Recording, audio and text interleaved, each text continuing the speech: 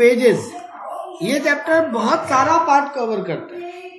एक wages act क्या है, हमारा ये भी कवर करता है कि वेजेस लेबर लोग के लिए क्या कंडीशंस होना चाहिए, बोनस कैसे कैलकुलेट होना चाहिए, सब पार्ट पे कवर करता है।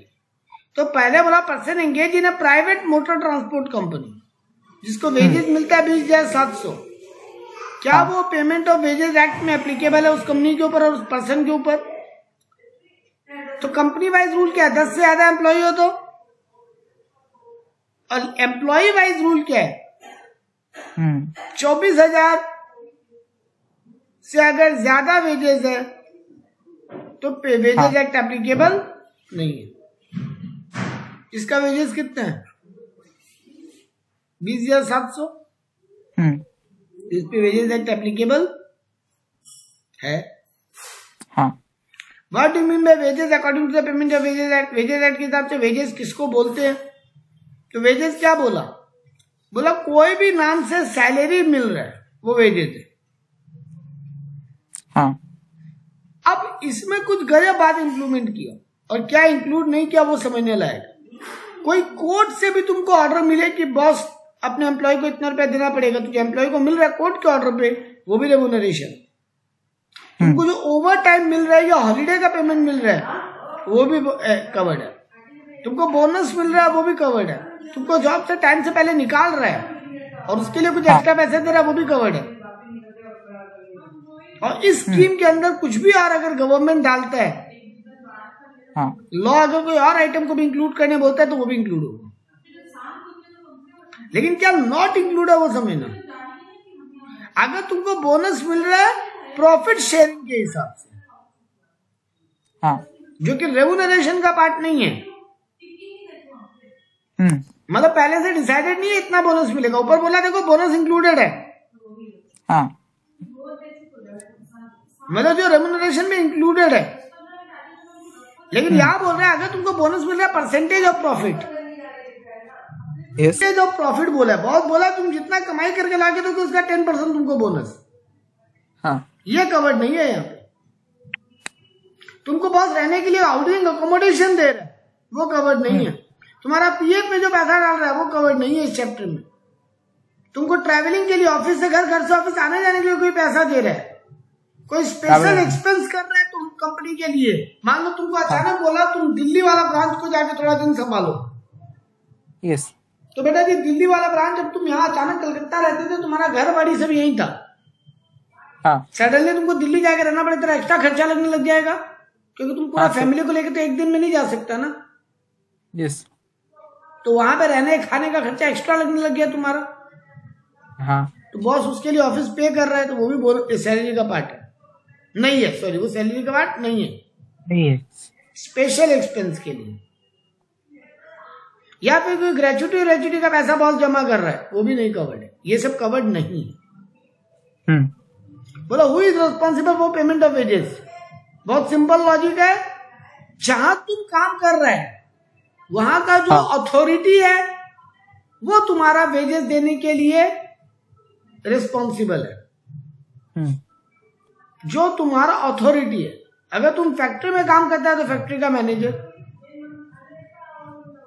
मतलब तुम ये नहीं बोल सकता ना कि रिलायंस में काम करता है तो अंबानी मेरा वेजेस देने के लिए अथॉरिटी है, क्योंकि कंपनी का मालिक तो अंबानी है।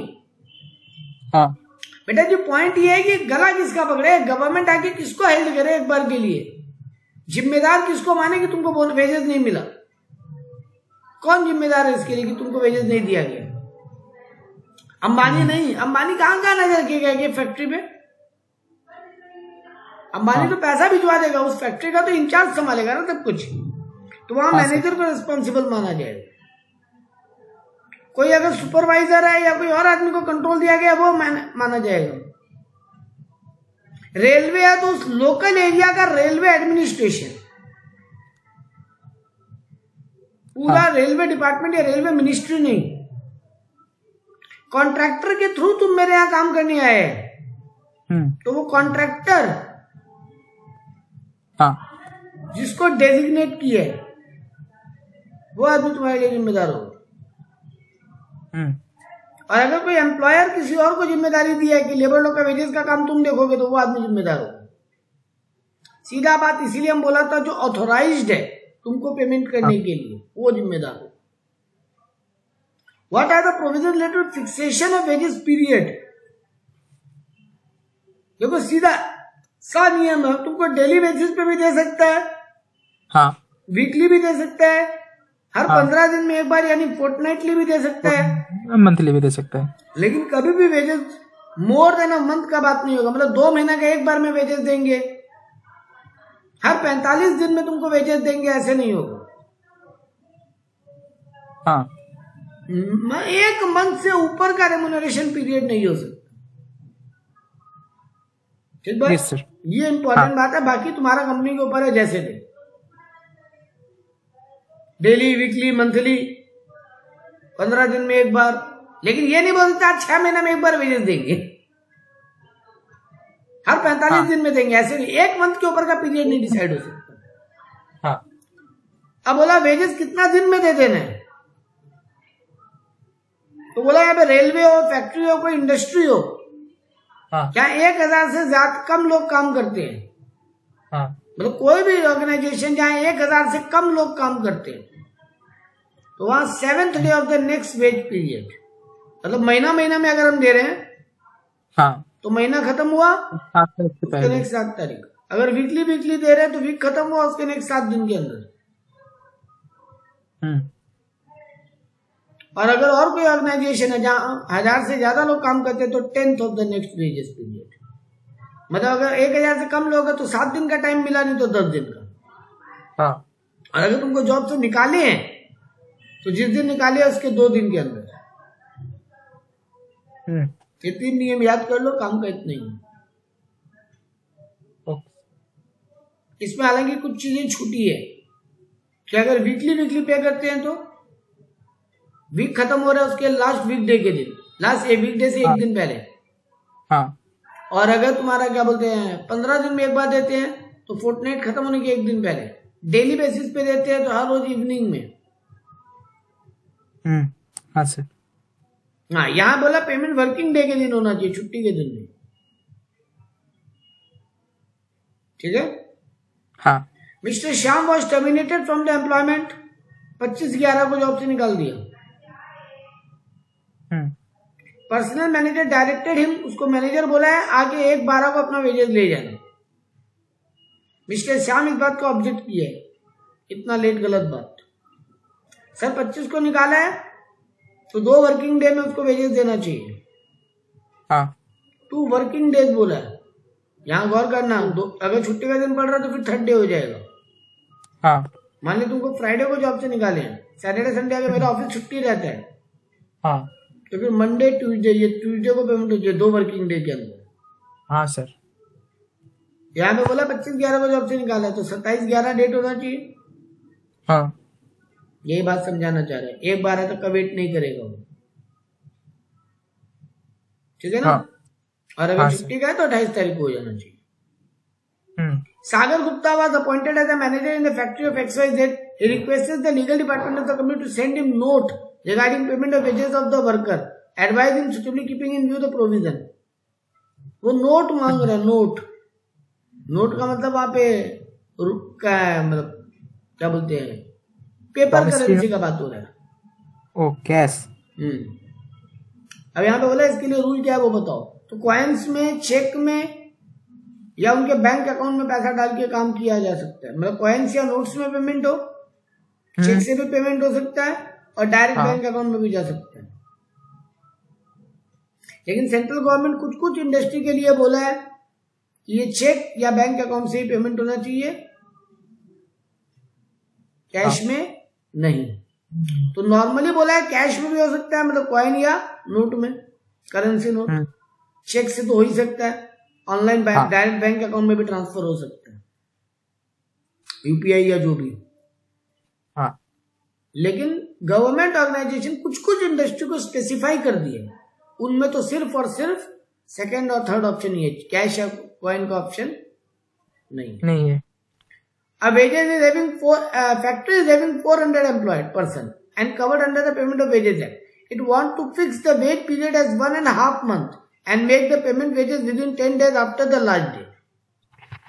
एक कंपनी है जहां 400 से कम एम्प्लॉय काम कर 400 एम्प्लॉय काम करते हैं सर, वो डिसाइड किया है कि 1.5 महीना में एक बार वेजेस देंगे, और वो भी 1.5 महीने कंप्लीट होने के बाद 10 दिन के अंदर अंदर। तो बताओ रूल पर वो राइट है क्या? नहीं, गलत है, क्योंकि 1 महीने से ऊपर का वो वेज पीरियड डिसाइड नहीं कर सकता। हाँ, 1.5 महीना हो जा रही है, गलत बात। और दूसरा बात, 1000 से कम एम्प्लॉय है तो जिस दिन वो वेज पीरियड खत्म हो रहा है उसके 7 दिन में पेमेंट होना चाहिए। हाँ, ये और अगर 1000 से ज्यादा हो तो 10th, हाँ, और टर्मिनेशन हो तो 2 दिन के अंदर। पहले रूल लिखा पूरा, हाँ सर। अब रूल को पॉइंट पकड़ा, बोला फैक्ट्री 1.5 महीने का वेज पीरियड फिक्स नहीं कर सकता, तो पहला तो यही गलत है। अब क्योंकि 400% एम्प्लॉयड है तो 7th डे, जिस दिन वो नेक्स्ट मंथ का 7th डे में पेमेंट हो जाना चाहिए। हाँ सर। ठीक है। नेक्स्ट बोला एक्सप्लेन द डिडक्शन, क्या क्या चीज का पैसा काट सकता है बॉस तुम्हारे वेजेस से। तो बोला लॉ में बताया हुआ है the wages of an employee shall be paid to him without deduction. Normally तुम्हारा वेजेस बिना कुछ काटे होना चाहिए, लेकिन कुछ चीजों को काटना ऑथराइज किया गया। हाँ सर। तो every person made by the employed person to the employ or agent shall for the purpose of deemed to be deduction from the wages. हाँ, तुम्हारे एजेंट को कोई कमीशन दे रहे हैं तुम्हारे बदले में, वो पैसा काटा जा सकता है। और या फिर कंपनी के पास गुड एंड सफिशिएंट रीजन है तुम्हारे पास कुछ पेनल्टी लगाने का, तुम कंपनी को कोई नुकसान पहुंचाए, वो सब का। हाँ। और यार डिडक्शन का मतलब क्या है वो भी बताया है, सिर्फ पैसा काट लेना डिडक्शन नहीं है कि तुम्हारा 10,000 रुपया महीना बनता था, तुमको कंपनी 1,000 काट के 9,000 दिया, ये तो डिडक्शन है ही। हाँ। इसके अलावा और क्या चीज को डिडक्शन माना है? तुम्हारा इंक्रीमेंट या प्रमोशन रोक देना भी डिडक्शन है, तुमको हायर पोजीशन से लोअर पोजीशन पे ट्रांसफर कर देना भी डिडक्शन है, और तुमको जॉब से एक बार के लिए सस्पेंड कर देना, निकाले नहीं है, सस्पेंड किए। सस्पेंशन और टर्मिनेशन में फर्क होता है ना। हाँ सर। सस्पेंशन में बोले अगला 10 दिन तुम नहीं आओगे, और टर्मिनेशन में तुम कभी नहीं आओगे। जैसे गवर्नमेंट डिपार्टमेंट में होता है, पुलिस वाले के ऊपर करप्शन का इल्जाम लगता है, एक बार जॉब से सस्पेंड कर देते, छुट्टी पे है वो। ठीक है ना। जब तक वो चार्ज डिक्लेयर नहीं हो जाए, जब तक वो करप्शन प्रूफ नहीं हो जाए, उसको जॉब से लाभ तो नहीं मार सकते ना, टर्मिनेट तो नहीं कर सकते ना। Yes sir. तो ये तीनों को डिडक्शन ही माना है, सिर्फ पैसा काट लेना डिडक्शन नहीं है। नहीं सर, ये तीनों को डिडक्शन नहीं माना। सॉरी, ये तीनों को डिडक्शन के डेफिनेशन नहीं माना। ठीक है। क्या क्या डिडक्शन माने ये रहा, तुम फाइन के नाम पे पैसा काट सकता है, तुम छुट्टी बिना बोले लिया, एब्सेंट किया, उसका पैसा काट सकता है, तेरे कारण कोई कंपनी का पैसा खो गया, तुम कंपनी का पैसा को डैमेज किया, तुम्हारा नेग्लिजेंसी या डिफॉल्ट के कारण हुआ है। तुमको बॉस रहने के लिए घर दे रहा है, जैसे मान लो हम तेरा कंपनी ज्वाइन किया, तुम मेरे को बोला सर आपका सैलरी होगा CTC 60,000। CTC का फुल फॉर्म क्या होता है? Cost to company. हाँ सर। लेकिन मेरे को तुम बोला आपको इन हैंड मिलेगा 54,000। हम बोला ये 6,000 क्या चीज का पैसा काटे हो? बोला तुमको रहने के लिए क्वार्टर भी मिलेगा और उसका मंथली भाड़ा 6,000 माना जाएगा। हाँ। तो रेम्यूनरेशन मेरा 60,000 ही है। अरे बेटा जी, ये रहने का घर का हिसाब तो हमको अरेंजमेंट खुद करना चाहिए था। हाँ। ये कंपनी का जिम्मेदारी थोड़ी ना है। Yes sir. लेकिन कंपनी हमको दे रहा है ऑप्शन, बोल रहा है इतना रुपया काट लेंगे। तुम कहीं खुद भी रहते तो भाड़ा तो तुम्हारा लगता ही। हाँ। बाहर तो भाड़ा 10 या 12,000 रुपया महीना है, कोई भी रूम लोगे तो। Yes sir. कंपनी तुमको रिजनेबल कॉस्ट पे दे रहे, वो काट सकते हैं। मेरे को कोई एम्यूनिटी दे रहा है, घर से ऑफिस, ऑफिस से घर आने जाने के लिए ऑफिस का गाड़ी अरेंज करवा दे। हाँ। मेरे को ऑफिस में एक टाइम का खाना अरेंज करवा दे, इसका पैसा काटेगा। हाँ। वही ट्रैवलिंग अलाउंस, कन्वेंस अलाउंस। मेरा कोई, हम कंपनी को लोन लिया था कंपनी से, तो लोन या एडवांस का पैसा काटेगा ना। हम बोला था मेरा 50,000 रुपया महीना है, हमको 2 लाख रुपया का लोन चाहिए, हर महीना मेरे सैलरी से 10,000 करके काट लेना। ये तो काटोगे ना। हाँ और प्लस उसका इंटरेस्ट, अगर कंपनी बोले इंटरेस्ट पे पैसा होगा ये, तो इंटरेस्ट भी काटोगे। हाँ हम लेट पेमेंट किया तो उसका over due payment, over charge, वो सब भी काटोगे। Yes sir. ये सब भी कटेगा। ये देखो लोन का पैसा, इंटरेस्ट का पैसा। तुम कंपनी हो, मेरे ब्याह में किसी बिल्डर को लोन दे दियो कि एम्प्लॉइज के लिए घर बना दो, तो उसका पैसा तुम मेरी सैलरी से काट ले रहे हो। इनकम टैक्स काटोगे, ऑफिस बात है, मान लो मेरा सैलरी इतना है कि टैक्स बनता है, टीडीएस। हाँ तो टीडीएस काटोगे तुम। हाँ कोई कोर्ट ऑर्डर दिया है, जब कोई कंपिटेंट अथॉरिटी गवर्नमेंट का ऑर्डर दिया कि इतना रुपया सैलरी से कटेगा एम्प्लॉय का, वही पीएफ ईएसआई का बात।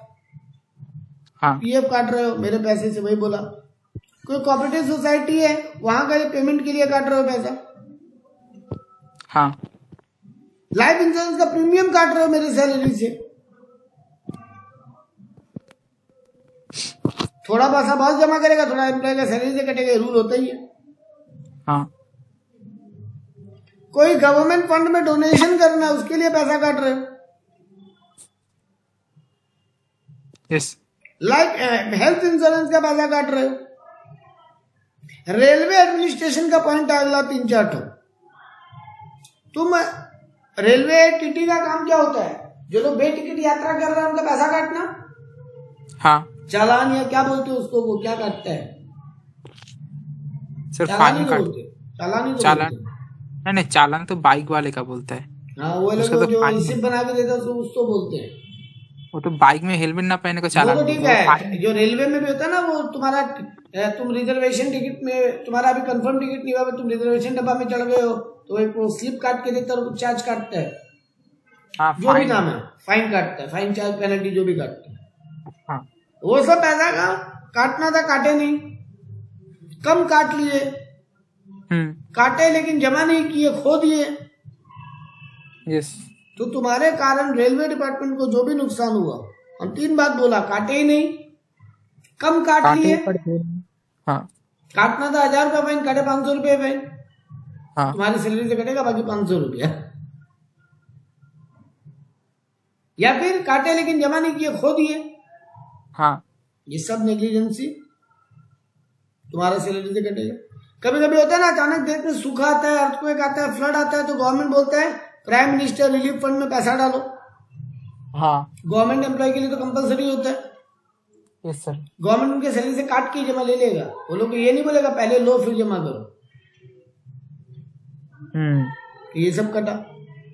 सेंट्रल गवर्नमेंट का कोई हेल्थ इंश्योरेंस स्कीम है, उसके लिए पैसा कटा। अब आता है बहुत इंपॉर्टेंट बात, ये जो लिस्ट दिया ऊपर उतना याद करने को नहीं है, लेकिन अब आता है कितना काट सकते हो।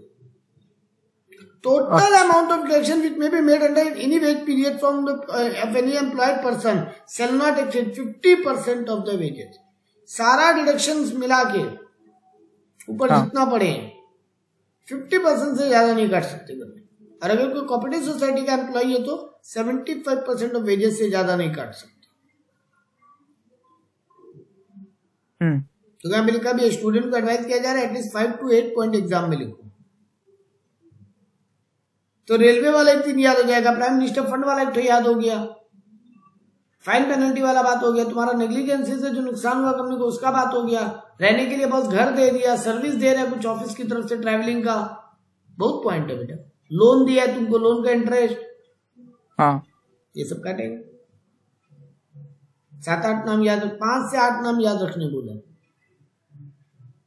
Worker works managed as a deducted ₹5,000 from the wages toward the cost of the tools and raw material supplied to worker for the purpose of employment। तुम्हारा काम के लिए तुमको रॉ मटेरियल और वेजेस दिए, वो तुम्हारे सैलरी से काट लिया। हाँ अलाउड है? नहीं सर ये तो गलत बात नहीं होगा। तुम्हारा फैक्ट्री में हम काम करते हैं, तुम बोल रहे हैं तुमको हथौड़ी देंगे, मतलब जो काम करना है उसको हमको मान लो हथौड़ी चाहिए और ये सब चाहिए, इक्विपमेंट्स एंड टूल्स, और वो तो उसका पैसा भी तुम्हारा सैलरी से कटेगा। अरे क्या मजाक हो रहा है? ये तो अजीब बात नहीं हो जाएगा? बोलेगा कंप्यूटर काम करने दे रहे हैं, ऑफिस का काम के लिए कंप्यूटर दे रहे हैं, उसका पैसा तेरे सैलरी से काटेंगे। तब तो गड़बड़ हो जाएगा सर। तो में क्या लिखा, जो ऊपर ऑथोराइज है ना उन्हीं में से कोई कटा देता, अनऑथोराइज कुछ नहीं कटेगा। और ये सब अनऑथोराइज है क्योंकि ऊपर का लिस्ट में ऐसा कुछ नहीं पड़े, तो मैनेजर का एक्शन इनकरेक्ट है। हाँ सर, अगर डैमेज कर दिया तो तब काट सकते, वो अलग बात है। हम ऑफिस का कंप्यूटर तोड़ दिया गिरा के, हाँ तो अलग बात है। बट ऑफिशियल काम के लिए हमको ऑफिस में कंप्यूटर मिल रहा है, हाँ तुमको कंप्यूटर घर पे यूज करने के लिए दे रहा है, उसका चार्ज काट सकता है।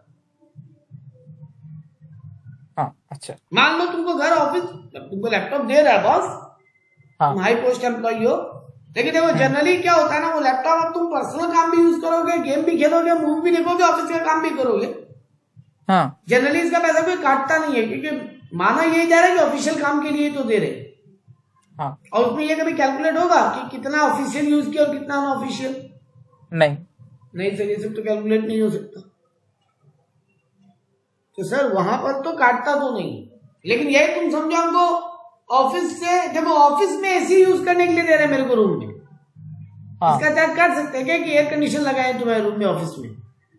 नहीं, लेकिन वही एयर कंडीशन मेरे को घर पे लगवा के दिया है बस, तब काट सकते हैं। हाँ, ये लॉजिक बैठ रहा है ना, ठीक है। नेक्स्ट बोला था increment of an employee was due. एक एम्प्लॉय का इंक्रीमेंट अभी ड्यू था, मतलब उसका सैलरी बढ़ाने का टाइम आ गया था, हाँ, और उसको एडिशनल वेजेस मिलना था 1000 in the wages to be paid in May. उसका 1000 करके मे में वेजेस बढ़ना था, मिलना। Employer withheld the increment, employer उसका इंक्रीमेंट रोक लिया। क्या इस बात को डिडक्शन माना जाएगा? तो पैसा भरना था नहीं, अभी तो पड़े 3 पॉइंट है। तुम्हारा प्रमोशन रोक ले, तुम्हारा इंक्रीमेंट रोक ले, या तुम्हारा क्या बोलते हैं, एक और क्या चीज रोकने का बात किया था, हाँ तुम्हारा जॉब को नीचे पोस्ट कर दे, मतलब तुम तुमको क्या बोलते हैं, सुपरिटेंडेंट ऑफ पुलिस से हवलदार बना दे, हाँ, ठीक है, तो उसको डिडक्शन नहीं माना है। हाँ, ये तो बड़े, तो ये देखो 3 पॉइंट को डिडक्शन नहीं माना है। तुम्हारा इंक्रीमेंट रोक ले, प्रमोशन रोक ले, हाँ, या फिर हाँ सस्पेंशन एक पॉइंट था, या फिर तुम्हारा लोअर पोस्ट कर दे, तुम्हारा स्टेज गिरा दे। तुम पहले जनरल मैनेजर था, अभी हम तुमको असिस्टेंट जनरल मैनेजर कर देंगे। ये सबको डिडक्शन नहीं माना है, ठीक है ना।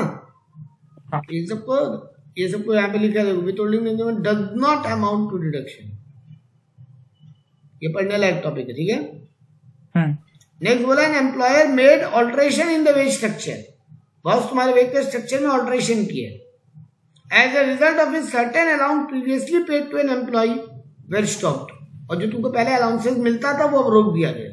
मान लो तुमको ऑफिस से घर से ऑफिस आने का पहले पैसा मिलता था अलग से, भाड़ा ट्रांसपोर्ट भाड़ा, हाँ सर, तुमको सैलरी देता था 13,000 रुपया महीना, और बोलता था ये लो 1,000 रुपया ऑफिस से घर से ऑफिस आने जाने के लिए। हाँ, अब वो 1,000 रुपया रोक दिया गया, ठीक है। However total wages were not less than before, लेकिन टोटल वेजेस कम नहीं किए। क्या इसको डिडक्शन माने? इसको डिडक्शन माने? हाँ सर, आपको दे रहे हैं प्राइवेट अलाउंसेस तुमको अलग से बॉस देता है बेटा। तुम्हारा वेजेस हम फिक्स कर रखे थे 13,000 रुपया महीना, हम तुमको अलग से 1,000 रुपया देता था ऑफिस से घर से ऑफिस आने जाने के लिए अलाउंस के नाम पे। हाँ, अब बंद कर दिया। तेरा मेरा वेजेस का अमाउंट क्या डिसाइड हुआ था? 13,000। हाँ, वो कम किया क्या? नहीं, डिडक्शन हुआ है बेटा, उस वेजेस में कुछ काटा गया। ओके, ये डिडक्शन नहीं। ये तो एक्स्ट्रा दे रहा है। तुम्हारा प्रीवियसली पेड वेजेस वही का वही, ये तो एक्स्ट्रा दे रहा है। Very good word. तो एक्स्ट्रा बॉस दे रहा था यार, उसका खुशी का बात था। हाँ, अब नहीं दे रहा तो क्या तुम बोलोगे यार कैसे नहीं दोगे? अरे तुम्हारा एग्रीमेंट में बात हुआ था क्या? नहीं, तो एग्रीमेंट में बात नहीं हुआ था मतलब वो पार्ट ऑफ वेजेस नहीं है। हाँ, एग्रीमेंट में बात हुआ होता तो तुम क्या बोलते हो, वो पार्ट ऑफ वेजेस है। यस, यहाँ पे तुम्हारा प्रीवियसली पेड वेजेस कम नहीं किए, ठीक है। नेक्स्ट बोला an employed person has taken a loan of 2 lakh from a cooperative society approved by the government. The employer make a deduction of 80% of wages payable to him in a wage period toward the repayment of the loan. उसके wages का 80% काट लिया. कहाँ काम कर रहे हैं? Cooperative society में. हाँ, जो लोन लिया कोऑपरेटिव सोसाइटी से, सॉरी, तो बेटा नॉर्मली 50% से बेसी नहीं काट सकता. और अगर कोऑपरेटिव सोसाइटी से लोन है तो 75% पेमेंट टू कोऑपरेटिव सोसाइटी. यहाँ पे कितना काटा है? 80%. गलत है. हाँ, क्योंकि कोऑपरेटिव सोसाइटी में काम कर रहा है तो कितना कटना चाहिए? मैक्सिमम 75%. मैक्सिमम, नॉट एक्सीडिंग बोला है. ठीक है ना? ये बॉस गलत काटा, not valid. Hence action is not valid. ठीक है. नेक्स्ट बोला, while working on a machine, a worker accidentally drop a valuable testing appliance which become defective. Machine पे तुम काम कर रहा था, कोई टूल तुम्हारे हाथ में था, तुम गिरा दिया और वो डिफेक्टिव हो गया, वो टूल खराब हो गया. वो tool employer deducted the value of appliances from the wages of the worker. काट सकता है? नहीं क्यों? सर, तो ये मतलब क्या बोलते हैं बेटा, काम करते करते नेग्लिजेंसी हो या डिफॉल्ट हो तब होता है. जानबूझ के तोड़ा, केयरलेस काम कर रहा था तब तोड़ा. यहाँ पे कहीं पे ऐसा बोला है? नहीं सर, काम करते करते हाथ से गिर गया.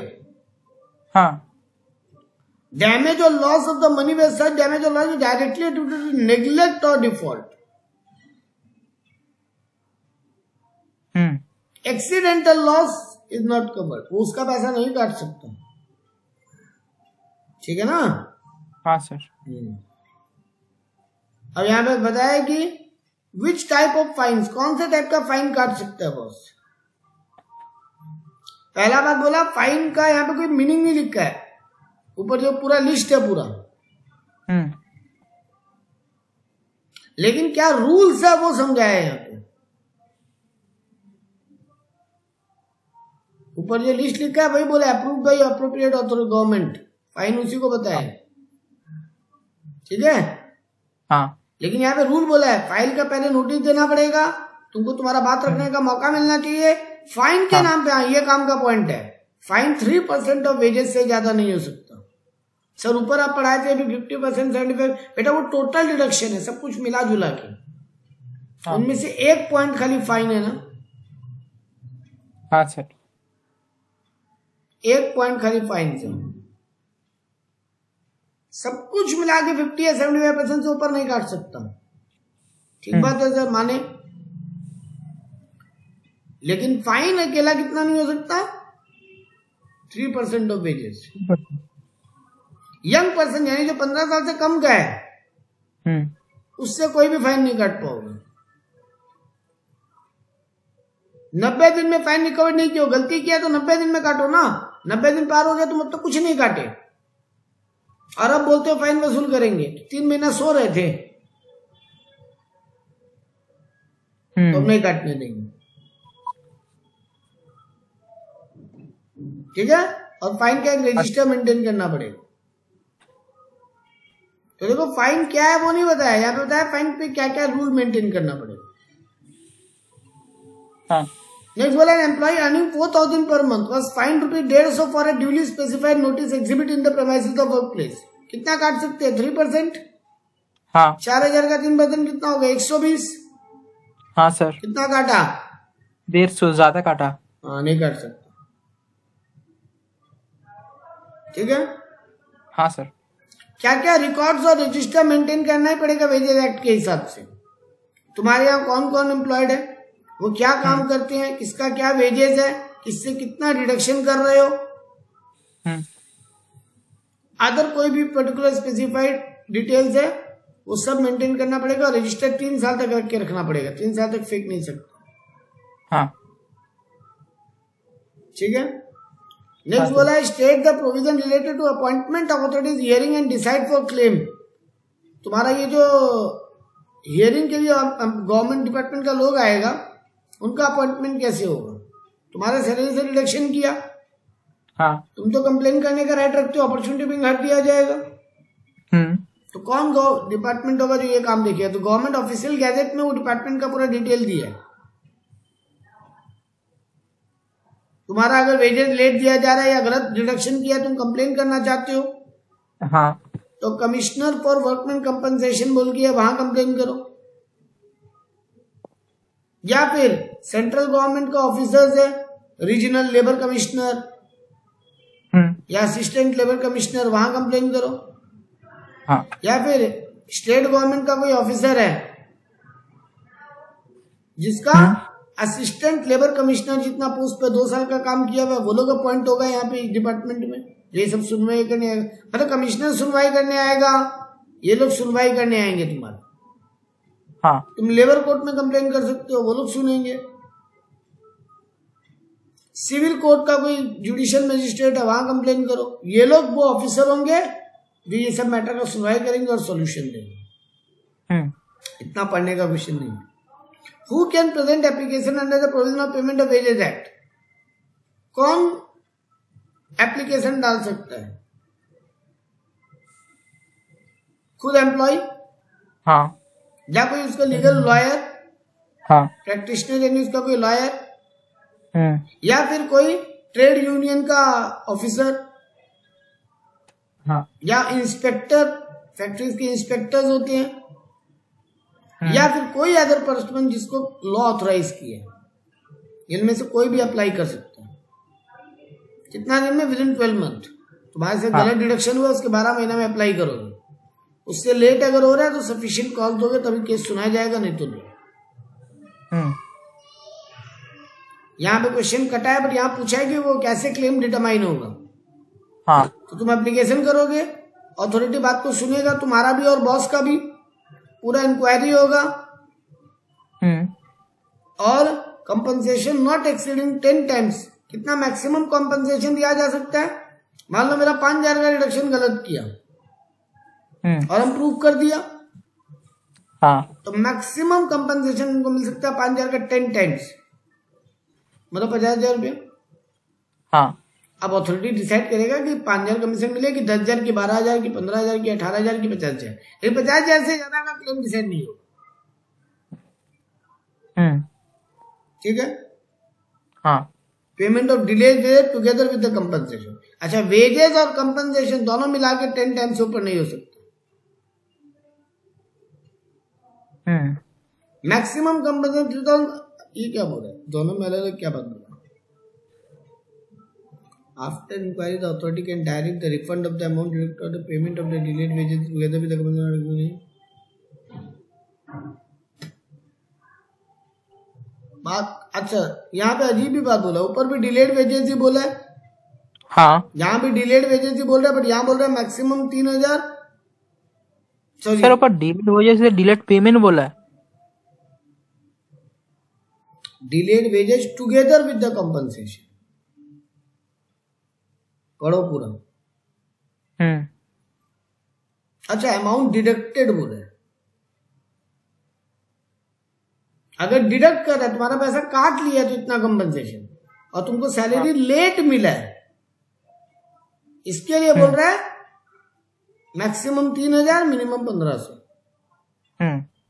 और अगर deduction delayed wages paid before the disposal of application. अच्छा, केस फाइल हो गया, तुम केस कर दिया है एम्प्लॉयर पे, एम्प्लॉयर केस का सॉल्यूशन आने के पहले बोल रहे हैं हम देने को तैयार है। मतलब अभी तक डिपार्टमेंट नहीं बोला है, वो अपना गलती पहले कबूल कर लिया, तो मैक्सिमम पेनल्टी मैक्सिमम कंपनसेशन 2,000 होगा। तो 3 बात बोला है। अगर पैसा गलत काटा है तो वो अमाउंट प्लस 10 टाइम तक मैक्सिमम कंपनसेशन, सब मिला के। अगर लेट सैलरी देने का केस है तो मैक्सिमम 3,000, मिनिमम 1,500। और केस के सॉल्व होने के पहले ही एम्प्लॉयर अपना गलती मान के बोल दिया हम देने को तैयार है, तो फिर 2,000। तो मैक्सिमम कंपनसेशन बोला है यहाँ पे 2,000 सैलरी के अलावा। पूरा केस का सुनवाई होगी, वो जो अथॉरिटी है वो 3 महीने में सोल्यूशन दे देगा। और ये केस लंबा भी चल सकता है, तो दोनों पार्टी आगे केस को चलाने को तैयार है। What is the amount of penalty for making malicious or vexatious claim as per the payment of bonus act. तुम रॉन्ग क्लेम कर रहे तो तुम बॉस को बदनाम करने के लिए, बॉस को हैरेश करने के लिए केसेस किया, ये प्रूव हो गया तो ऊपर सारा पेन पेनल्टी बॉस को दे रहा था ना। हाँ, अब यहाँ पे एम्प्लॉय गलती निकला तो मतलब तुम बॉस को बदनाम करने के लिए, उसका रेपुटेशन हार्म करने के लिए केस कर रहा था, तब फाइन। जो 375 रुपया not exceeding ₹375 to be paid. ये हवा नहीं, इतना गंदा फाइन पेनल्टी बॉस लेके करेगा भी क्या। यूनिट 2 यहां बोला right A short note on object of minimum wages act. ये मिनिमम वेजेस एक्ट लाने का मेन क्या ऑब्जेक्टिव था गवर्नमेंट का, क्यों गवर्नमेंट लेकर आया minimum wages act? To prevent the exploitation of the labour. Market में लेबर लोग का बहुत एक्सप्लॉयटेशन हो रहा था, उसको रोकने के लिए गवर्नमेंट को फिक्स करना था कि मिनिमम वेजेस अलग अलग जॉब में कितना होगा, अलग अलग एरिया वाइज कितना होगा, अलग अलग जॉब अलग अलग एरिया वाइज गवर्नमेंट को, क्योंकि सब जगह कोई फिक्स नहीं था। तो कोई कम दे रहा है, कोई ज्यादा दे रहा है, जिससे अब कोई केस का भी सोल्यूशन नहीं हो सकता फिर, क्योंकि कोर्ट में कैसे प्रूव करोगे कि हमको कम मिल रहा है। बॉस तो बोलेगा कहाँ लिखा हुआ है कि मिनिमम कितना देने। हाँ, बॉस तुमको 5,000 रुपया महीना दे रहे हैं, तुम बोल रहे हो ये बहुत कम है। हाँ, बॉस तो कोर्ट में बोलेगा ना तो कितना देना सही होगा, इसका अमाउंट कहाँ बोला होगा, कहीं नहीं बोला, बस किस बात का केस। हाँ, इसलिए गवर्नमेंट को ये एक्ट लाना जरूरी हुआ। तो लेबर लोग का बहुत एक्सप्लॉयटेशन होता है, गवर्नमेंट को ये फिक्स करना था कि कम से कम कितना वेजेस मिलेगा हर एरिया वाइज, हर जॉब वाइज।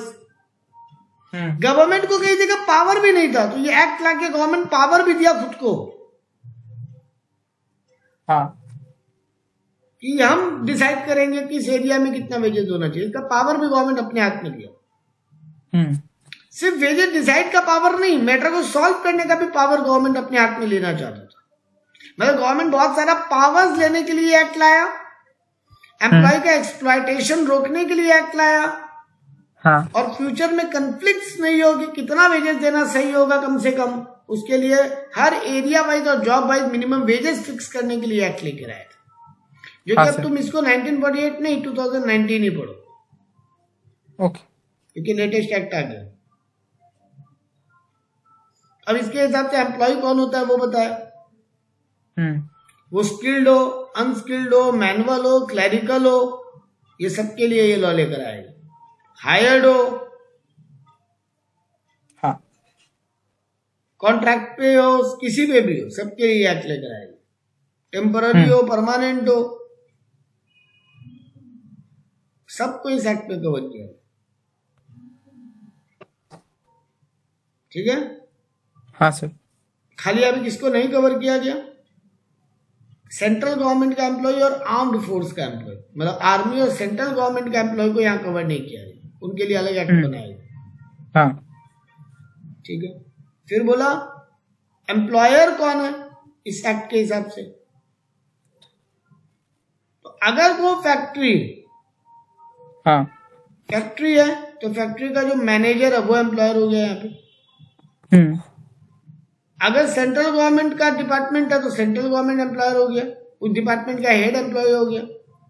हाँ। अगर लोकल अथॉरिटी है, म्युनिसिपैलिटी और ये सब, तो वहां का सुपरवाइजर या चीफ एग्जीक्यूटिव ऑफिसर वो एम्प्लॉयर कहलाएगा। और अदर कोई भी जगह है तो जहां पे जिसको कंट्रोल दिया गया सुपरविजन का, वो एम्प्लॉयर कहलाएगा। यहाँ पे पूरा लिस्ट दिया गया कौन कौन से जॉब के लिए कितना वेजेस है, इसी को बोलते हैं शेड्यूल। वो लिस्ट अपने को नहीं पढ़ने। बोला briefly explain the provision of fixation and revision of minimum wages act. Government कैसे फिक्स करेगा और कैसे रिवाइज करेगा बार बार। अरे हर जिंदगी भर के लिए सेम वेजेस थोड़ी रख देगा। बोल देगा दिल्ली का फैक्ट्री अगर कहीं पर काम हो रहा है तो 6,000 मिनिमम वेजेस। अरे भाई आज फिक्स किया तो 2 साल 3 साल बाद ये चेंज भी तो करना होगा बार बार। हाँ सर। तो वो रिवीजन के लिए क्या रूल होगा, ये सब का पावर दिया गया इस एक्ट में। तो बोला अप्रोप्रिएट गवर्नमेंट आगे जाके पढ़ेंगे भी अप्रोप्रिएट गवर्नमेंट कौन है। हाँ देखो दो बात बोला, सेंट्रल गवर्नमेंट या स्टेट गवर्नमेंट, ये दोनों ही अप्रोप्रिएट गवर्नमेंट है। जो इंडस्ट्रीज एक से ज्यादा स्टेट में है हाँ वो सेंट्रल गवर्नमेंट के अंडर में आएगा। तो लोग सेंट्रल गवर्नमेंट के अंडर में आया, खुद सेंट्रल गवर्नमेंट का ही इंडस्ट्रीज, हाँ जैसे रेलवे एक एग्जांपल दे रहे, ओएनजीसी, रेल, सेल, ये सब तो सेंट्रल गवर्नमेंट का ही कंपनीज है ना। हाँ तो वो सब तो सेंट्रल गवर्नमेंट के अंडर में आएगी। इसके अलावा जो कंपनियां एक से ज्यादा स्टेट में बिजनेस करती है वो भी सेंट्रल गवर्नमेंट के अंडर में है। तो इनके लिए पावर रूल बनाने का काम कौन करेगा? Central government. जो स्टेट गवर्नमेंट का ऑर्गेनाइजेशन है, ऐसा बहुत सारा कंपनीज है जो स्टेट गवर्नमेंट का ही है, बंगाल गवर्नमेंट का ही वो फैक्ट्री है, हाँ तो वो तो बंगाल गवर्नमेंट में आएगा। प्लस जिसका सिर्फ बंगाल में ही बिजनेस है, प्राइवेट कंपनी है लेकिन सिर्फ बंगाल में ही बिजनेस है, उसके लिए ये मिनिमम वेजेस का लॉ कौन बनाएगा? बंगाल गवर्नमेंट। तो जो कंपनियां सेंट्रल गवर्नमेंट में आती है या जिनका एक से ज्यादा स्टेट में बिजनेस है वो सेंट्रल गवर्नमेंट के अंडर में आया। जो कंपनियां स्टेट गवर्नमेंट के अंडर में आती है और जिनका एक ही स्टेट में बिजनेस है वो भी स्टेट गवर्नमेंट में आया। तो पहले तो ये फिक्स किया, ठीक बात। हाँ अब यहाँ पे गवर्नमेंट दो पार्ट बनाया, पार्ट 1 पार्ट 2, हम पहले बोला था। हाँ ये स्टेट गवर्नमेंट में रखा गया पार्ट 1, हाँ और state other than state government रखा गया part 2। If there are less than 1,000 employees, whole state and scheduled employment appropriate government may not be minimum wages or wages that scheduled employment. However, when a number increase 1,000 more, appropriate government shall fix. हाँ, जिन कंपनियों में 1,000 से कम employ है वहां पे government fix नहीं कर रहा था। हाँ 1,000 से जहां ज्यादा एम्प्लॉय है वहां गवर्नमेंट मिनिमम वेजेस फिक्स कर रहा था। और ये रेट यूनिफॉर्म नहीं होगा, माने area wise, zone wise, locality wise भी चेंज होगा। मतलब हावड़ा में अलग वेजेस होगा, कलकत्ता में अलग वेजेस होगा, हाँ मिदनापुर में अलग वेजेस हो सकता है और दुर्गापुर में अलग वेजेस हो सकता है। हाँ वो एरिया, लोकेलिटी, वहां का महंगाई, वो सब देख के गवर्नमेंट को फिक्स करने का पावर मिला। और ये रिवाइज कब करेगा? हर 5 साल में कम से कम मिनिमम। इसके पहले रिवाइज कर सकते हैं लेकिन एवरी 5 साल में एक बार तो करना ही पड़ेगा। हाँ कैसे फिक्स करेगा? तो बोला minimum time rate, minimum piece rate, guaranteed time rate, overtime rate, ये सब फिक्स करेगा। हाँ ज्यादा तो तुमको एक बात बता दे, टाइम रेट फिक्स किया। अब पीस रेट तुम उस टाइम रेट के हिसाब से खुद कैलकुलेट कर। हाँ मान लो हम बोला है कि 800 रुपया पर डे देना ही पड़ेगा या 100 रुपया पर घंटा देना ही पड़ेगा। ये हो गया टाइम रेट, डे वाइज या आवर वाइज जो भी हो, टाइम ही हो गया। या मंथ का इतना देना ही पड़ेगा, यस ये फिक्स कर दिया। 24,000 रुपया पर मंथ देना ही पड़ेगा। अब तुम्हारे यहाँ अगर पीस रेट चलाना है ना तुमको, तो निकाल लो ना। अगर 800 रुपया पर डे फिक्स किया मान लो गवर्नमेंट तुम्हारा, और एक दिन में तुम्हारे यहाँ 200 पीस बनता है, तो निकाल लो 800 बाई 200, 4 रुपया पर यूनिट तुम फिक्स कर लो। तो गवर्नमेंट ज्यादातर जगह पीस रेट फिक्स नहीं किया, गवर्नमेंट ज्यादातर जगह टाइम रेट फिक्स कर दिया। हाँ अब बोला पीस रेट तुम उसी टाइम रेट के हिसाब से खुद कैलकुलेट कर लो। तुमको टाइम रेट ही देना है तो टाइम रेट तो हम बता ही दिए, पीस रेट देना है तो उसी हिसाब से कैलकुलेट कर। तो minimum piece rate, minimum time rate, guaranteed time rate, कम से कम तो इतना देना ही पड़ेगा। ओवर टाइम का डबल देना पड़ेगा, बहुत जगह ये रूल है, बहुत जगह 1.5 टाइम का रूल है, ज्यादातर जगह डबल है। ज्यादा जगह से डबल ही है, 1.5 नहीं होता, मानता है नहीं कोई। हाँ नहीं, मिनिमम गवर्नमेंट क्या फिक्स किया, ज्यादा तो तुम जो दो बेटा। हाँ